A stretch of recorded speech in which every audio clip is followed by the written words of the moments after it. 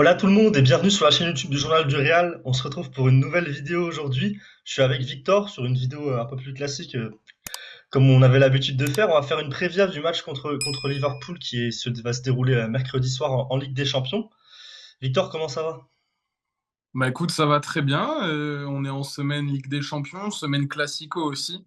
Peut-être la semaine la plus importante pour l'instant pour le Real Madrid. Donc excité. Et puis oui, tu fais bien de le rappeler. Je pense que c'est un match dont on a besoin un peu de se plonger dedans. Donc on avait envie de vous faire une petite prévia pour parler un peu de ce gros choc, malgré le score du match aller, bien sûr, qui laisse présager normalement une qualification du Real Madrid, mais il y a plein de choses à dire et tu nous as concocté un bon petit programme, si je ne me trompe pas. Oui, parce que malgré le score large au match aller, ça reste la Ligue des Champions. On a vu des choses folles se passer ces dernières années dans la compétition de la Coupe aux grandes oreilles.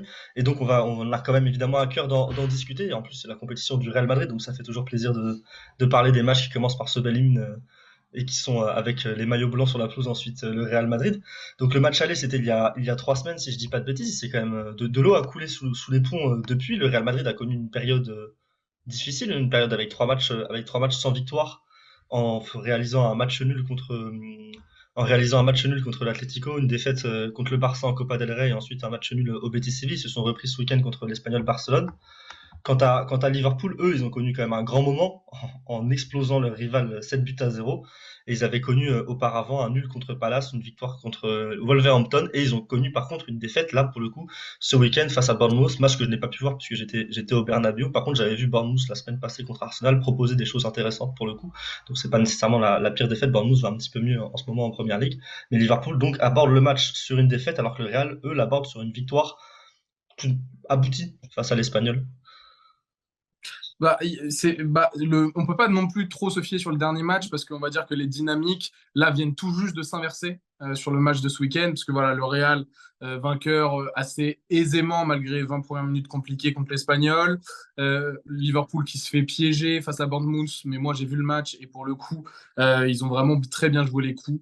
Les joueurs de Bournemouth. Donc c'était un match assez intéressant. Et on a vu les points faibles de Liverpool, c'est-à-dire ce manque de réalisme dans les 30 derniers mètres, voilà, le penalty manqué de Mohamed Salah, bon, bref. Mais sur le dernier mois de compétition, c'est clair que Liverpool a très bien rebondi suite à la déroute à Anfield face au Real. Tu l'as dit, victoire face à Manchester United, mais ils ont eu une ou deux autres victoires assez Wolverhampton importantes. aussi, oui. Contre Voilà. Wolverhampton qui les avait battus avant en club quelques semaines auparavant. Mais là où on peut s'attarder, c'est que c'est vrai qu'ils en collent 6 en une mi-temps. On voit l'enfer qu'aurait pu être Anfield pour les joueurs du Real Madrid s'ils n'avaient Qu'il a pas été pendant 20 minutes, l'expérience ouais. qu'il l'a été pendant 20 minutes, ouais, tout à fait. Mais voilà, je pense que le fait que le match retour se joue au Bernabeu est aussi vraiment une aubaine parce que s'il y a bien deux clubs dans l'histoire de la Ligue des Champions, il y a aussi également l'AC Milan hein, et deux ou trois autres clubs, mais Liverpool et le Real ont deux stades totalement fous en Ligue des Champions, ont Surtout pour deux retourner des matchs, histoires. retourner des scores, ouais. C'est ça, et c'est peut-être les deux plus à même, en tout cas sur l'histoire récente, à faire des remontadas. C'est eux qui ont des publics assez fous, qui ont le poids de l'histoire de leur côté. Voilà.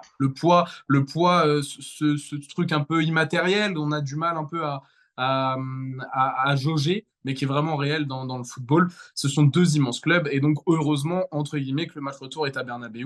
Et oui, oui, le Real, période compliquée, surtout offensivement. En fait, on en met 5 à Anfield, puis après on en met un but en 3 matchs. Problème face au bloc bas, problème de réalisme avec Karim Benzema, Vinicius aussi dans le dur. D'ailleurs, en réalité, si on reprend depuis la Coupe du Monde, le 5-2 face à Liverpool est un peu un C'est un peu une épiphénomène. anomalie, bien sûr. C'est un peu une anomalie Ça, en termes d'avoir passé 5 buts, parce que le Real a quand même proposé certains matchs avec un jeu qui était quand même qui était quand même très intéressant. Mais par contre, oui, ce 5-2 est quand même une anomalie sur ce point-là. Moi, ce que je trouve quand même, c'est que le Real sur les 4 derniers matchs là qu'on a vu depuis Liverpool, le Real a quand même bien pressé, sans doute même mieux pressé et pressé plus haut que depuis le début de saison. Je trouvais vraiment intéressant sur ce point-là. Le Real Madrid, il progresse là-dedans. Ancelotti en parle. Il y a quasiment chaque conf de presse d'ailleurs de ce pressing qu'il trouve meilleur, qu'il demande à ses joueurs et qu'il trouve vraiment mieux animé. Et on a aussi quand même vu l'avènement peu à peu quand même de ce 4-4-2 aussi qu'Ancelotti essaye de un petit peu mettre en place pour avoir Rodrigo dans de meilleures conditions qu'à droite. Je pense pas que ce sera le cas pour le match face à Liverpool. Moi, je pense que je m'attends à 4-3-3 avec Valverde comme ailier droit pour apporter tout simplement plus de solidité. Le Real Madrid a, même si ce n'est pas la mentalité avec laquelle ils vont aborder le match, a quand même un score à protéger au final. Et donc, je pense qu'on verra une composition, la version plus travailleuse, plus défensive de la composition que qu'Ancelotti peut proposer plutôt que le 4-4-2 qu'on a vu notamment, si je dis pas de bêtises, face au Betis Séville dernièrement. Toi, Victor, tu imagines aussi ce 4-3-3 plutôt que le 4-4-2? Non, mais le Real, depuis déjà pas mal de temps, et le 4-3-3, qui est le système préférentiel, permet aussi ça tactiquement, Pas un vrai ça se 4-3-3. métamorphose. C'est assez polymorphe, et Ancelotti, en plus, est assez adepte de base à avoir un 4-4-2 en phase défensive, avoir un système avec des joueurs un peu plus haut sur le terrain en phase offensive. Même son AC Milan de l'époque, hein, le sapin en phase défensive, c'était pas un sapin, hein, ça redescendait, c'était organisé différemment. Donc il a toujours été assez adepte de ça. Et le Real avec Zidane avait déjà connu ce 4-4-2 en Système losange, plus puis ce axial, oui, un 4-4-2 à système plus plat. axial. Voilà, C'est quand même le rôle de offensivement, est un Rodrigo qui système a quand plus même axial. beaucoup changé. Rodrigo, on le voyait quand même beaucoup coller la ligne avant, à droite, et maintenant il a quand même beaucoup plus un rôle axial même un peu avant la Coupe du Monde, il s'était déjà mis, il a quand même ce rôle qui a changé, on va dire. Il ne demande Bah, pas la même chose à l'ailier droit quand c'est Rodrigo que quand c'est Valverde. C'est dans ce sens-là où le on but voit était de une mettre dans les différence. meilleures conditions Federico Valverde, qui, dans un 4-4-2 à plat, et les droits là, je le trouve déjà beaucoup plus intéressant dans son rôle de médiate, enfin d'équilibriste, offensif, du poids offensif, défensif qu'il peut apporter, et également là où il aura de l'espace, parce que Rodrigo va créer des décalages en décrochant dans l'axe, etc. à droite. Donc Valverde est mis dans de très bonnes conditions. C'est censé également mettre dans de bonnes conditions Rodrigo, mais moi, si on me demande, je trouve que Karim Benzema et Rodrigo ne sont pas compatibles. C'est un point qu'on pourra discuter, mais je ne les trouve pas compatibles pour évoquer deux raisons. Oui, ils arrivent très bien à combiner tous les deux, parce qu'ils se trouvent très bien dans les petits espaces, mais c'est les seuls moments où je trouve qu'ils sont bénéfiques au Real Madrid lorsque les deux sont alignés dans l'axe, car Rodrigo a plus une attitude de numéro 10, donc décroche énormément, comme Karim Benzema. Rodrigo n'est pas un joueur de profondeur, comme Karim Benzema, et lorsqu'on a une doublette devant, il faut ce profil de mec qui fait les appels dans le dos de la défense et qui justement permet de sublimer les décrochages Ouais, du il faut qu'il y ait une deuxième. variété en ce que les deux proposent. Et sauf que Rodrigo Benzema, il y a zéro. Enfin, après, on n'a pas eu énormément d'échantillons. Mais pour l'instant, il y a eu zéro variété entre les deux, à part des combinaisons où là, le talent individuel des deux joueurs dans les petits espaces est tout simplement exploité et c'est tiré à la quintessence. Et vraiment, ça nous donne des séquences magnifiques. Mis à part ça, ces séquences-là, les deux se marchent dessus parce qu'en plus, ils ont tous les deux la même zone préférentielle, c'est-à-dire axe gauche. Rodrigo, il va très peu combiner avec Valverde axe droit, ce qui en fait ne permet pas de vraiment diversifier l'animation offensive du Real Madrid. Ça peut Donc même moi, je créer suis un pas bouchon parfois aussi, vu que Vinicius je suis est pas du tout fan, pas du tout également. fan pour l'instant de l'association Rodrigo-Benzema, à part, comme j'ai précisé sur certaines séquences, oui, ils me font lever de mon siège à me dire oh, c'est trop fort. Mais tactiquement, sur 90 minutes, je les trouve pas forcément très très pertinents.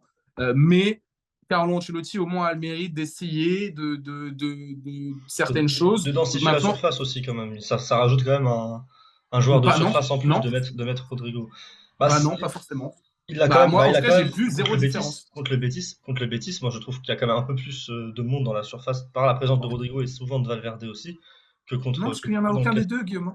Il n'y en a aucun des deux. Hein. Sincèrement, ça ne change rien. Les joueurs restent principalement aux abords de la surface, parce que Rodrigo a le même réflexe. Rodrigo, je l'ai vu faire, et encore, non, c'était contre l'Espagnol là ce week-end, un ou deux appels tranchants dans la surface, mais c'est tellement rare, mais parce que c'est le même profil. C'est-à-dire qu'aucun des deux n'est un vrai renard, aucun des deux ne va vraiment amener la défense Après, à reculer. Et donc, j'ai du mal à voir leur association sur le long terme. faudrait demander à Rodrigo de plus prendre enfin, de plus être vraiment entre les centraux et de pas décrocher pour que ça Ouais, mais au fonctionne. final, ça revient au même. Tu ne le mets Faudrait pas que les dans les deux, meilleures faudrait que les deux dispositions. se, quand l'un décroche, l'autre avance. Après, là, ce week-end, Rodrigo, il était tout seul en pointe et pour le coup, c'était quand même très intéressant Plus parce qu'il a intéressant. été extrêmement mobile. Il a été extrêmement mobile. Oui. C'est vrai que tu critiques le fait qu'il n'a pas eu nécessairement s'écrire quoi, qu'une grosse occasion, si je dis pas de bêtises, sans compter le coup franc sur la barre. Mais par contre, il a été vraiment extrêmement mobile. Il avait vraiment une disponibilité. Il a quand même beaucoup été d'ailleurs à droite et aider Valverde. Les rares fois où le Real Madrid est passé par la droite. Et puis il a été vraiment dans la construction, était vraiment très bon ce week-end, j'ai trouvé. Et Mais par contre, il a toujours une grosse activité. Hein. Il a toujours une grosse activité, mais en fait, combiné à la grosse activité de Benzema dans les mêmes zones du terrain et à faire les mêmes appels, les mêmes gestes, en fait, ça fait doublon et ça amène pas du tout une diversité à cette révolution offensive, en tout cas qu'essaye de mener Carlo Ancelotti, pour déplacer cette dépendance Vinicius à une dépendance un peu plus axiale à certains moments. On a vu Luka Modric contre l'Espagnol très très haut, par exemple aussi, pour essayer d'aider Rodrigo et essayer d'aider Federico Valverde. Mais on a. Moi je dirais que je pense que Carlo Ancelotti va se reposer sur. Déjà, on ne sait pas si Benzema sera totalement à 100%. Normalement, Ça, au moment où normalement, on tourne, normalement, il sera là, il sera titulaire. Parce que il est censé être là. les infos, c'est un petit peu comme au match aller, hein. C'est une petite gêne, une petite alerte musculaire et aucun risque pris le week-end d'avant. Mais comme Ancelotti l'avait dit la dernière fois que si c'était Liverpool qui était dès le week-end, Benzema jouerait. Et c'est à peu près Donc, le même sentiment qu'il a laissé passer en conférence de presse. Donc logiquement, Karim Benzema devra jouer. Par contre, attention quand même, parce que là, pour le coup, il va devoir enchaîner deux gros matchs mercredi, dimanche. Il n'y a pas le choix, il faut 90 minutes de Karim Benzema pour ce Real Madrid, évidemment. mais Derrière, je pense que Carlo Ancelotti va faire du classique, tout de même. moi, Si je dois c'est ce que répondre j'imagine. à Moi, ta question, je j'imagine pense qu'il là. va faire du classique. Pas de prise de risque. Il va essayer de se Mais on rapprocher au verra le 4-4-2 maximum par séquence. de la formule gagnante de la première moitié de saison pour moi. Les seuls points, c'est qu'évidemment Mendy et Alaba sont absents sur blessure. Mendy, lui, sera sur le banc et il a été annoncé par Ancelotti sur le banc contre Liverpool. Et du coup, on le verra peut-être rentrer en jeu les 30 dernières minutes. Moi, j'imagine Nacho latéral gauche. Je pense que ce sera Nacho et pas Kamavinga qu'on verra latéral gauche. Kamavinga qui a coûté un but ce week-end en plus, notamment. Je pense que ça lui a peut-être fait perdre les derniers points qu'il pouvait avoir. Donc, je pense que le milieu, ce sera Tchouaméni, Kroos, Modric. On l'a vu relancer ce milieu-là ce week-end. On a vu chercher à se relancer ce milieu-là dernièrement après la blessure de Tchouaméni notamment, Rudiger militant en défense centrale, Carvajal à la droite. Je pense que ça, on est d'accord. Je pense qu'on va voir quelque chose qui se rapproche au maximum de ce qui marchait en première moitié de saison pour le Real Madrid et qui en plus apporte quand même une belle solidité à l'équipe. Donc Rodrigo sur le banc. Rodrigo sur le banc et Camavinga sur le banc, la formule gagnante finalement de la Ligue des Champions de l'an passé en soi. Même si là, ce sera peut-être pas l'entrée de Rodrigo dont le Real aura besoin, mais plutôt potentiellement une entrée défensive. On verra ce que ça donne. C'est intéressant. Moi, j'imagine cette compo. Je pense que Carlo Ancelotti va revenir sur ses certitudes de première moitié de saison. Et plus, je pense que c'est la compo qui est la plus à même de bien défendre. Sachant que je pense que Ancelotti va peut-être être un peu plus frileux au pressing que ce qu'il a montré que le Real a montré sur les derniers matchs. Parce que, il y a quand même en face une équipe qui est capable, oui, de passer 6 buts à Manchester United en une mi-temps. On l'a vu, une équipe qui est capable d'emballer un match. Une équipe qui a été capable d'en mettre deux au Real Madrid en 20 minutes aussi au match aller. Et une équipe qui a clairement la qualité pour retourner cette rencontre. Elle le montre vraiment par intermittence cette saison, ces qualités-là de Liverpool. Mais le Real doit quand même s'inquiéter, je pense. Tu es d'accord avec moi qu'il y a quand même la qualification est en excellente voie, mais n'est pas acquise encore. Est-ce que tu imagines d'ailleurs Liverpool jeter toutes les forces dans la bataille, une composition Bah peut-être plus oui. offensive que d'habitude, un 4-2-3-1 et Non, mais aller à fond? le Real ne doit pas être inquiet, loin de là. À aucun moment, avec un avantage de 5-2, match retour au Bernabéu, tu dois t'inquiéter et ne pas être serein en abordant cette rencontre. Maintenant, comme Militao l'a dit récemment en interview à ESPN Brésil, il faut surtout pas croire non plus que le match est fini, quoi, et que la qualification est déjà acquise. Il reste 90 minutes à jouer au Bernabéu avec une équipe de Liverpool qui a deux phases cette saison, c'est-à-dire une phase où ils n'arrivent pas à marquer, ils ont plein d'actions, ils n'arrivent pas à marquer, et une phase où de temps en temps ils arrivent Ils à rentrent faire dans un une gros zone. carton, Ils rentrent dans une zone. et ils arrivent à faire un gros carton. Après, je pense que le public d'Anfield y est pour beaucoup lors de la démonstration contre United. En plus, c'est 6 buts face au COP. On sait très bien l'attitude qu'ont les joueurs lorsqu'ils jouent face au COP. Mais le Real va devoir se montrer solide, ne pas se faire peur. Voilà, l'année dernière, on peut se rappeler de la double confrontation contre Chelsea. Il y a Chelsea, des ouais. similitudes.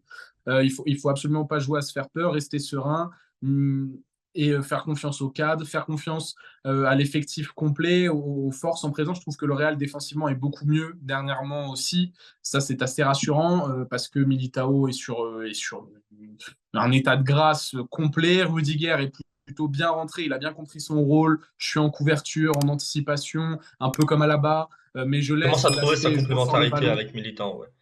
Lui, Il a ce rapport. individuellement n'est pas si impressionnant que ça sous le maillot du Real Madrid depuis qu'il est arrivé. Par contre, on voit une évolution dans sa compréhension et sa complémentarité avec Militant, et ça, c'est quand même un bon point.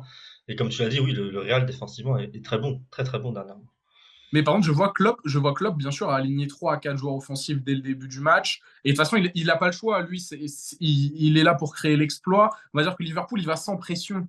Et ils viennent pour mettre une pression. Donc, naturellement, je vois pas une rencontre qui, tactiquement, va être super intéressante parce que Liverpool va donner énormément de choses. Le Real va souffrir. Il y a certainement des moments où il faudra faire le dos rond. Thibaut Courtois, il va falloir qu'il se rappelle au bon souvenir de la dernière finale de Ligue des Champions et qu'il écœure de Merci. nouveau les attaquants des Reds. Mais oui, il va y avoir des temps forts, des temps faibles. Faudra juste répondre présent.